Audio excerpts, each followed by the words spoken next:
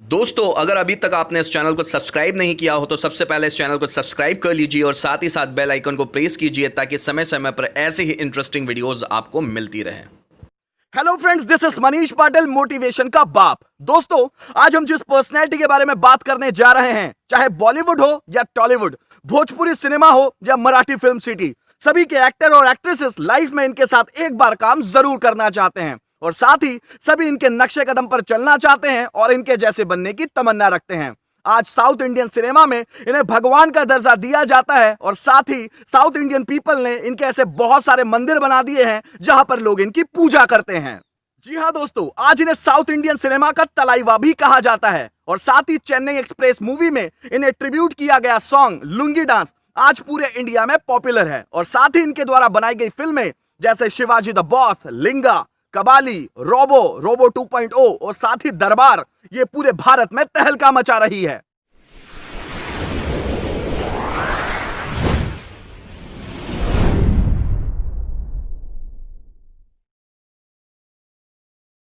जी हां दोस्तों, हम बात करने जा रहे हैं the dashing, the dazzling, the most stylish personality of the Indian cinema, Rajinikanth के बारे में। दोस्तों, रजनीकांत उर्फ शिवाजी गणेशन का जन्म 22 सितंबर 1949 को महाराष्ट्र में एक गरीब मराठी परिवार में हुआ था। वो शुरू में कन्नड़, मलयालम, तेलुगु, तमिल और हिंदी जैसी भाषाओं को नहीं बोल पाते थे। उन्होंने बाद में इन सभी भाषाओं को सीखा है। जब रजनीकांत सिर्फ 5 साल के थे तभी उन्होंने अपनी मां को खो दिया था और घर की आर्थिक स्थिति ठीक न होने के कारण उन्हें कुली से लेकर बस कंडक्टर तक की नौकरी भी करनी पड़ी थी। लेकिन आज के दौर में रजनीकांत का फलसफा है कि कोई भी काम करो तो उस पर अपनी छाप छोड़ो, चाहे वो काम बस कंडक्टरी का ही क्यों ना हो। रजनीकांत बस कंडक्टर के रूप में भी अच्छे खासे पॉपुलर हो चुके थे क्योंकि बहुत सारे यात्री तो इसी इंतजार में रहते थे कि वो उसी बस में जाएंगे जिस बस में रजनीकांत होते थे, क्योंकि रजनीकांत का टिकट फाड़ना, पैसे गिनना और यात्रियों से बात करने का तरीका बहुत ही निराला था। इसी निराले स्टाइल के कारण उन्हें कन्नड़ नाटकों के निर्देशक मुनप्पा ने किसी धार्मिक नाटक में दुर्योधन का रोल दे दिया था और यही रोल उनकी जिंदगी के लिए मील का पत्थर साबित हुआ। इसके बाद उनके दोस्त ने अपने खर्चे पर उन्हें मद्रास फिल्म इंस्टीट्यूट भेजा और 2 साल तक ट्रेनिंग का खर्चा भी उठाया। वहां से लौटने के बाद रजनीकांत को एक छोटा सा रोल मिला, वह भी एक क्रूर पति का।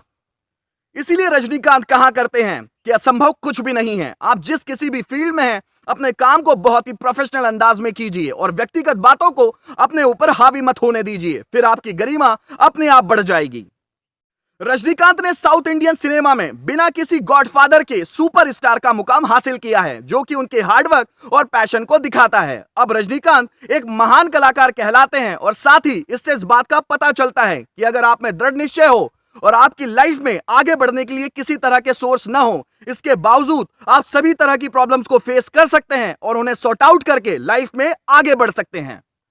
इसीलिए रजनीकांत का मानना है कि ऊंचे सपने देखो, ऊंचा करने का सोचो और अपने कर्मों पर विश्वास करो, तब सफलता निश्चित ही मिलती है।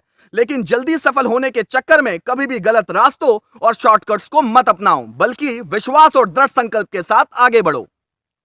और रजनीकांत का यह भी कहना है कि सफलता की सड़क पर कभी भी तेज गति से गाड़ी चलाने की उम्मीद न करें। गाड़ी में 1 या 2 पंक्चर तो होंगे ही, इसीलिए धीमी गति से गाड़ी चलाइए और प्रकृति का आनंद लीजिए, क्योंकि स्पीड कभी भी उद्देश्य को प्राप्त नहीं करवाती, बल्कि धीमी गति ही मंजिल तक पहुंचाती है। इसीलिए इसे अपनी आदत बनाने की कोशिश कीजिए, क्योंकि कुछ दिनों बाद यही आदत आपके कर्मों में तब्दील हो जाएगी और अगर आपने अपनी आदतें नहीं बदली तो आप रह जाएंगे वहीं के वहीं।